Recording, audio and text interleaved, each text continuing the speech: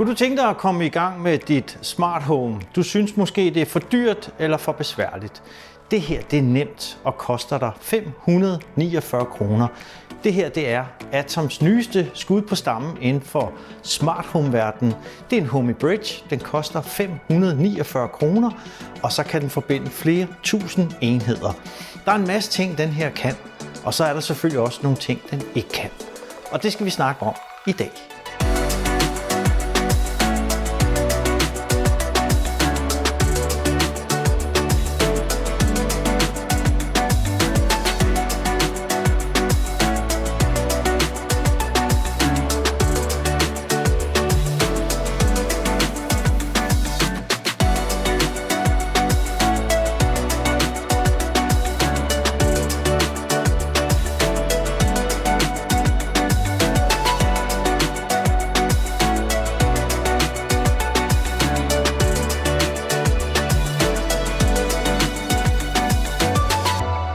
Ja, det her det er Homey Bridge fra firmaet Atoms, som holder til i Holland. 549 kroner for sådan en smart home hub, og så kan du tilslutte flere tusind enheder til den her. Jeg har deres Homey Pro, de kommer også lige om lidt med en ny Homey Pro, men jeg har den her Homey Pro, den her kugle, som koster 3200 kroner. Det kommer den nye også til at koste. Den her koster 549 kroner. Der er en prisforskel på næsten 2700 kroner. Det skal vi selvfølgelig snakke om, hvad den her prisforskel gør. Hvad man kan og hvad man ikke kan, for der er selvfølgelig nogle fordele og nogle ulemper ved begge dele. Den her Homey Bridge blev releaset den 28. februar efter at have været i beta i 1,5 år. September 2021 blev Homey Bridge announced i beta, og 1,5 år efter her er den altså endelig ude af beta. Den kan købes nu 549 kroner ude hos ProShop, hvor jeg har købt de her 2 stykker. Så lad os prøve en gang at sætte den her Homey Bridge op i Homey-appen, og så snakke lidt om, hvad forskellen er på en Homey Bridge og en Pro-model også, som jo altså koster 3200 kroner. Super spændende produkt.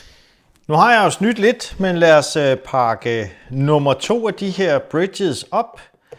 Og så lad os se, hvad vi får i kassen. Welcome home. Et stykke Homey Bridge, og den har en lækker LED-ring, som I måske så på videoen. Micro USB-kabel. Lidt ærgerligt, at den ikke også har USB-C. Det har nok noget med omkostningerne at gøre, men altså micro USB, det må vi leve med. Og så har vi nede i kassen et powerkabel og en poweradapter, og det er sådan set det, hvad man får i æsken. Men lad os få sat noget strøm til her. Sådan der. Vi får en hvid ring, og så lige om lidt, så burde den faktisk gå i blå, som er setup mode. med en rigtig flot LED-ring. Jeg kan virkelig godt lide designet på Homey Bridge. Der blev den blå, nu er den i setup mode. Den nye Pro, der kommer, er fuldstændig samme design. Man har bare skiftet sølvet ud med noget sort. Men virkelig, virkelig lækker at kigge på. Det synes jeg bestemt. Kontra den gamle kugle, som egentlig også er flot. Men lad os da prøve en gang at få sat den op i vores app. Du skal hente Homey-appen, og så skal du lave en konto, og så er du sådan set klar til at gå i gang. Lad os lige snakke lidt om Homey Bridge kontra Homey Pro. Der er en prisforskel på 2700 kroner. Det kan være lidt forvirrende at finde ud af, hvad skal jeg bruge en Bridge til, hvad skal jeg bruge en Pro til. Faktisk behøver du ikke en Homey Bridge til at starte dit smart home. Du kan rent faktisk lige her nu gå ind og hente Homey-appen, og så er du i gang med dit smart home, så frem du har noget liggende i forvejen ude i skyen, fordi Homey er altså en cloud-to-cloud løsning, og en Homey Bridge er også en cloud-to-cloud løsning. Hvis du for eksempel har Shelly i dit hus allerede, jamen så kan du hente Homey-appen, og så sætte Shelly op i din app, uden at have en bridge og en masse andre enheder. Der er noget med noget subscription, som vi også skal snakke om. Hvis du bruger mere end 5 enheder, har brug for mere end 5 enheder, så skal du altså bruge en premium subscription, som koster 25 kroner om måneden. Men lad os lige kigge videre og snakke færdigt med det her slide her. Både Homey og Homey Pro kan det samme helt ned til Insights og Logic and Variables. Der hvor forskellen kommer, det er Bluetooth, Zigbee, Z-Wave, infrarød og 433 MHz. Der skal du altså bruge en Homey Bridge for at få de funktioner med. Du kan hente Homey helt gratis. Hvis du har brug for mere end 5 enheder, så skal du betale 25 kroner om måneden i subscription, og så har du ubegrænset antal enheder at tilslutte til din Homey, hvad enten du har en bridge eller ej. Hvis du tilføjer en bridge, som I kan se hernede, så får du også Bluetooth, Zigbee, Z-Wave, infrarød og 433 MHz med, fordi der inde i Homey Bridge sidder de her specielle antenner og teknologier, som gør, at vi kan tilslutte nogle dimser lokalt. Homey Bridge snakker altså cloud to cloud med de her dimser. Det er også derfor, at prisen er 549 kroner, fordi Homey bruger clouden til at snakke med dimserne. Det kommer vi lidt ind på igen lidt senere, men du får altså alle de her teknologier for de 549 kroner også. Og der hvor at Homey Pro adskiller sig, det er med Thread, Matter, Experiments, og Experiments det er altså Apple HomeKit, der også er inde under den her portefølje, så hvis du har Apple HomeKit, så kan du altså ikke nøjes med at bruge en bridge, så skal du altså op i en Pro-model også. Så er der Local Wi-Fi, Homey Script og Community Apps. Community Apps er apps, som laves til Homey Pro af selvstændige udviklere, altså ikke Atom selv. Og hvis du har en Homey Bridge, så vil der ikke blive udviklet apps, der kan køre på sådan en Homey Bridge her. Det skal godkendes af Atom, og community apps er altså ikke godkendt til at køre på en Homey Bridge. Så mange af de rigtig fede programmer faktisk kan ikke køre på en bridge. Vær lige klar over det. Men vi kan jo tage et lille scenarie. Vi har et sommerhus, vi gerne vil have overvåget. Vi har nogle dørkontakter, og vi har nogle motion sensorer. Hvis du køber en Homey Bridge til 549 kroner, og du max sætter 5 enheder til, så behøver du ikke nogen subscription, så skal du bare betale de 549 kroner. Og så er dit sommerhus som sådan overvåget af de her 5 enheder. Hvis der er nogen, der åbner et vindue, eller der er motion i et af rummene på dit sommerhus, jamen så får du besked via din Homey Bridge på din mobiltelefon og kan tage action derudfra. Hvis du ønsker mere end 5 enheder til din Homey Bridge, så koster det dig altså de her 25 kroner om måneden i subscription. Men det er også inklusiv backup på Atoms egne server, og alting kører i clouden. Det vil sige, går dit internet ned, så er der ingenting, der virker. Det skal du vide. Det er derfor, den også er så billig. Den er cloud-baseret, den er afhængig af internettet. Ingen internet, ingen funktion på en Homey Bridge. Så skal du op og have en Homey Pro. Så kan man så sige, hvor tit går ens internet ned. Mit går nærmest aldrig ned. Og hvis det går ned, så er det kun i en ganske kort periode. Men det var setup'en, vi kom fra. Vi skruer lige lidt ned for lyset, så vi kan se den her Homey ordentligt. Sådan der, og så lad os gå ind i Homey-appen. Og jeg har allerede en konto, så jeg logger lige ind med den konto. Mine homies, her er ikke nogen homies, så lad os komme i gang. Vi tilføjer en ny homie. Hvordan vil du fortsætte? Vi kan oprette et nyt hjem, vi kan opsætte en Homey Bridge, vi kan opsætte en Homey Pro. Jeg tænker, at vi starter ud med at opsætte et nyt hjem. Og Homey er stadigvæk i lukket beta, står der altså her på appen. Det er den så ikke. Den er ude af betaen, så vi siger bare tilmeld dig betaen alligevel, så tror jeg faktisk, vi kommer videre. Det gør vi også. Velkommen hjem. Lad os lære dit hus at kende. Næste. Hvor mange etager har dit hus? Mit har 1 etage, så vi siger næste. Man bliver altså guidet igennem det hele her. Vi har en opholdsstue, køkken, primært soveværelse, badeværelse. Jeg har også en gang, jeg har også et soveværelse, og jeg har også et kontor. Man hakker simpelthen alt det her af, som man nu har i sit hus, og siger næste. Og så får vi en oversigt herover af, hvad jeg har valgt, og hvis der var noget, som jeg ville fortryde, så kunne jeg klikke på forrige, og så lige gå tilbage og rette. Vi siger, at det her er OK. Så vil den gerne vide, hvor at jeg bor henne i forhold til tilstedeværelse, så det siger vi, at helt er OK. Du er klar. Tak fordi du viste os rundt i dit hjem. Næste. Udvid med en Homey Bridge, og det er jo præcis det, vi skal i dag. Vi siger næste og udfør opsætning. Så er vi inde i appen, og vi kan nu tilføje vores Homey Bridge og begynde at tilføje smartdimser. Vi kunne også lige vente med at tilføje smartdimser til den her Homey Bridge, for som jeg sagde i starten, du behøver ikke en Homey Bridge eller en Homey Pro for at komme i gang med dit smart home. Du kan altså godt tilføje en masse smartdimser til Homey uden at have noget hardware. Bare husk, hvis du bruger mere end 5 enheder, eller har brug for mere end 5 enheder, så koster det altså en subscription, en premium service. Men lad os prøve en gang og vente med at sætte den her Homey Bridge til og se, hvad der sker.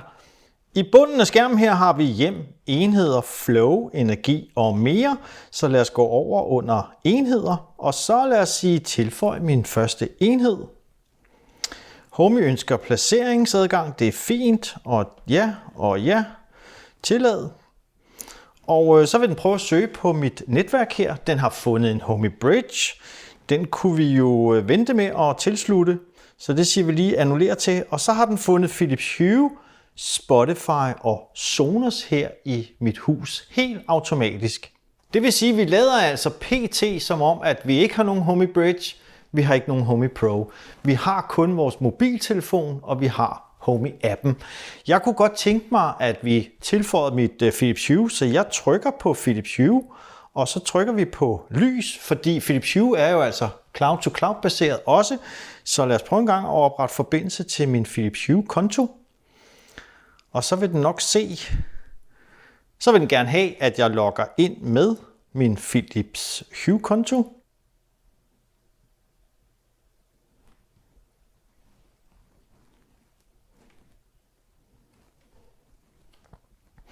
Og her kom der en hord af lys fra mit Philips Hue. Som I kan se her, jeg har faktisk en hel del Philips Hue her i huset. Den har markeret dem alle sammen, så kunne jeg tilføje dem, jeg ville, eller jeg kunne fravælge nogle af dem, jeg ikke ville have med. Lad os bare sige fortsæt til det hele. Og vær opmærksom på, at vi har stadigvæk ikke tilsluttet en Homey Bridge eller noget som helst. Vi har kun hentet Homey-appen. Så hvis du sidder derhjemme og har noget Philips Hue, så gå ind og hent Homey-appen, og så tilslut noget af dit Philips og leg lidt med det, inden at du går ud og køber en Bridge eller en Pro. Så fik vi tilsluttet alt Philips Hue-lyset til RepairGuide.dk's Homey, altså uden Bridge. Og nu vil I se her, at der er hængelåse på rigtig meget af det.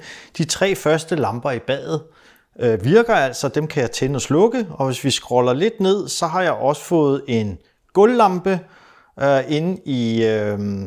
her i stuen, og en sofa venstre pære. Jeg ved faktisk ikke, om vi kan tænde og slukke den. Jo, faktisk. I kan se bag ved mig, at jeg kan tænde og slukke den venstre sofalampe. Og nu har jeg allerede et smart home, faktisk, uden en bridge. Jeg har bare hentet Homey-appen og tilsluttet min cloud-to-cloud Philips Hue til den her. Men der er hængelås på det hele. Det betyder jo, som jeg sagde tidligere på det her slide her, hvis man har mere end 5 enheder, så skal man altså op og have en subscription service til 25 kroner om måneden. Hvis jeg prøver at trykke på en af hængelåsene, så bliver jeg altså bedt om at tilkøbe en premium, fordi jeg har mere end 5 enheder. Så skal vi op og betale de her 25 kroner om måneden, så har du så til gengæld også ubegrænsede enheder. Lad os lige gå ind i mere her, og så tager vi lige og tager Philips Hue, og så sletter vi lige Philips Hue her, fordi jeg kunne godt tænke mig, at vi tilføjede vores Homey Bridge. Og så har jeg taget lidt legetøj med. Jeg har en IKEA genvejsknap, jeg har en Xiaomi temperaturføler, og så har jeg en, det er begge to Zigbee, de her to, og så har jeg en Z-Wave fra Teldus, sådan en Z-Wave dørkontakt, jeg godt kunne tænke mig at tilføje, og det kræver jo, fordi de her teknologier er Zigbee og Z-Wave, så kræver det altså, at vi har en Homey Bridge eller en Pro, fordi vi skal have de her antenner, der kan snakke med de her ting. Men lad os prøve at tilføje den her Homey Bridge til vores hjem. Tilføje min første enhed. Måske den popper op af sig selv. Det gjorde den der. Homey Bridge er fundet. Jamen lad os tilslutte den. Tilslutter, vend venligst. Hvor er Homey placeret i forhold til de rum, vi lavede før, og den står i min opholdsstue. Scanner mit Wi-Fi-netværk. Vi skal jo selvfølgelig have koblet bridgen her på vores interne netværk. Og det er RepairGuide.dk IoT. Jeg skriver lige min kode. Ja, vi fik tilføjet vores Homey Bridge. Og det har vi gjort, fordi vi netop skal have de her enheder på. En Z-Wave enhed fra Teldus, og så 2 Zigbee-enheder. En IKEA genvejsknap og en Xiaomi Aqara temperaturføler. Og der er vi altså nødt til at have den her bridge, fordi den har de her Z-Wave og Zigbee antenner. Så lad os hoppe op i hjørnet og sige tilslut din enhed. Og jeg ved, at den her hedder IKEA, så vi skal finde en app til IKEA trådfri knappen. Vi finder IKEA.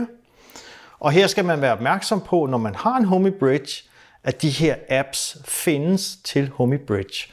For der er rigtig mange apps, der ikke kan køre med en bridge, som er nødt til at køre på en Pro-model. Det er også der, at prisforskellen ligger på de 2700 kroner. Nu ved jeg så, at den her shortcut-knap er en del af familien på Homey Bridge. Så lad os prøve at tilføje den. Den siger så her, at vi skal klikke 4 gange. Vi skal nemlig lige reset den her IKEA-knap. Og den kommer vist der, tror jeg. Enheden bliver interviewet, og vi fik en IKEA genvejsknap ind i vores hjem. Lad os prøve at tage den her temperaturføler fra Aqara, og lad os tilføje den. Vi plusser, og der skal vi også hente en app for at bruge den her Aqara. Og så skal vi finde vores temperaturføler hernede et eller andet sted. Der, Temperature and Humidity.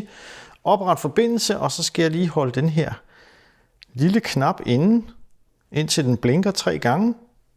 3 blink fik jeg der, så jeg kan sige fortsæt. Og så håber vi, at den finder min lille fine temperaturfølerknap her. Den var godt nok hurtig til at finde den her. Hold da fast.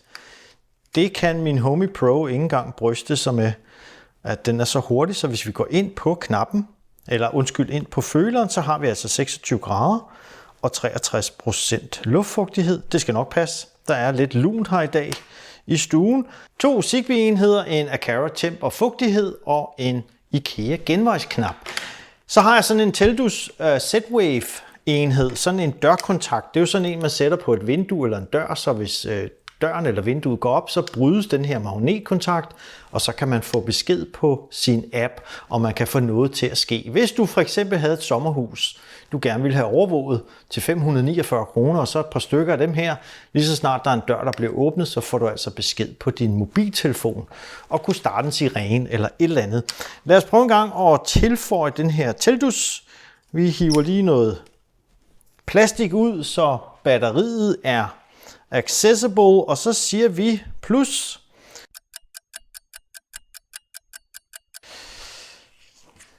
Nå, det bliver ikke den her Z-Wave-knap fra Teldus. Jeg fandt ud af, at det batteri det var fuldstændig dødt i den kontakt, og jeg har ikke nogen nye batterier.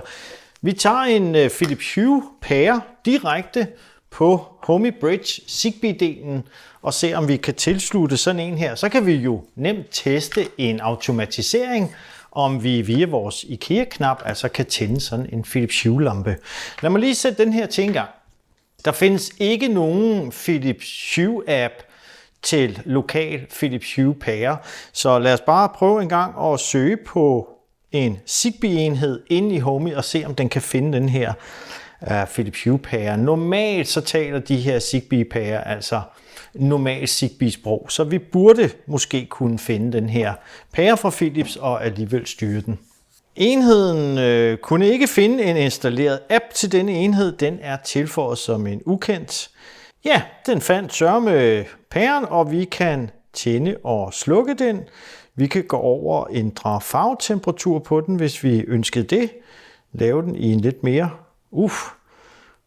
rigtig kold blå farve. Og vi kan gå over og skrue ned for den også. Helt ned i ingenting. Eller give den fuld knald. Jamen det fandt Homey Bridge også, en Philips Hue pære. Lad os prøve at lave et flow med sådan en her, fordi når vi laver et flow i Homey Bridge, så foregår det sådan, at IKEA-knappen her sender et Zigbee-signal til Homey Bridge. Homey Bridge går ud og snakker med Homeys cloud-server. Den sender et signal tilbage til Homey Bridge om, at den skal sende et signal til Philips-pæren om at slukke eller tænde, eller hvad det nu måtte være. Det vil normalt tage noget tid, men hvor lang tid tager det her? Det kunne jeg godt tænke mig at teste i dag, for der er rigtig mange, der er imod det her cloud to cloud, som SmartThings jo har kørt i masser af år. De er så også ved at lave deres lokalt. Men lad os prøve en gang at teste hastigheden, hvor hurtigt vi kan tænde og slukke en pære ved hjælp af en Homey Bridge, som kører cloud to cloud. Hvis ikke du vil have cloud to cloud, så er du altså nødt til at købe en Homey Pro, som kører lokalt. Men lad os oprette et flow. Når vi trykker på den her IKEA-knap, så vil vi gerne have Philips Hue-pæren til at tænde. OK til det. Hvad skal der så ske? Jamen så skal vi ind i vores hjem, og vi skal ned på den her ukendte enhed. Den vil vi gerne have tændt. OK. Vi vil gerne gemme det her flow. Test 1. Meget originalt. Og så går vi lige tilbage og opretter et nyt flow og siger, når den her IKEA-knap er trykket på 2 gange, så vil vi gerne have, at den her Philips ukendte enhed her bliver slukket. OK. Gem. Test 2. For det ikke skal være løgn. OK. Tilbage. Og vi kan se, at vi har 2 flows her. Lad os prøve en gang at teste det. Vi skruer lige lidt op for den her Philips pære her, så I kan se det. Sådan der. Og 2 tryk, så skal vi slukke. Den slukke der. Der er en lille smule forsinkelse, fordi det er en LED, men altså tænd. Ja. Sluk. Tænd. Sluk. Ja, der vil altid være en lille smule forsinkelse. For det første, fordi det er en LED-lampe. Og så nummer 2, det er, at alting går hen over internettet. Og jeg har mobil bredbånd herude i Kastrup. Om det har en indflydelse, det skal jeg ikke kunne sige. Jeg har måske en lille smule mere forsinkelse på mit netværk, end man har normalt, hvis man har fiber eller noget coax eller et eller andet fancy internet. Men det er altså mobil bredbånd. Jeg kører herude, så tænd. Sluk. Det er okay. Det er okay. Tænd. Sluk. Og det er altså cloud-baseret. Hvis dit internet går ned, så virker det her altså ikke. Det var dagens video. Skal du købe en Homey Bridge, eller skal du købe en Homey Pro? Afhængig af, hvad for en applikation, hvad skal du bruge den her til? Jeg synes, det her produkt er perfekt til et sommerhus med nogle temperaturovervågning, med nogle dørkontakter til at holde noget overvågning, for eksempel i dit sommerhus. En anden fordel ved en Homey Bridge er også, at man kan bruge den her som en forstærker, en repeater til den kommende Homey Pro. Man kan altså koble et par bridges sammen med en Homey Pro, og så få udvidet sit Zigbee og sit Z-Wave netværk. Og der sidder en meget kraftig IR-blaster, infrarød blaster i den her til at styre dit TV. Det kigger vi altså ikke på i dag. Men måske var det en god idé at have sådan et par stykker sammen med sin Homey Pro, hvis man virkelig vil gå højt op i sit smart home. sommerhus, kolonihavehus eller som en ekstra lille smart home dims derhjemme, der synes jeg altså, den er fed. Lad os nu se, hvordan udviklingen går. Det tog desværre 1,5 år, inden den kom, og lige om lidt, så kommer Homey Pro, som jeg har ventet meget, meget længe på. Faktisk har vi også ventet næsten et halvt år på den, men den burde være her snart. Kan I have det godt? Vi ses snart igen. Hygge. Hej hej.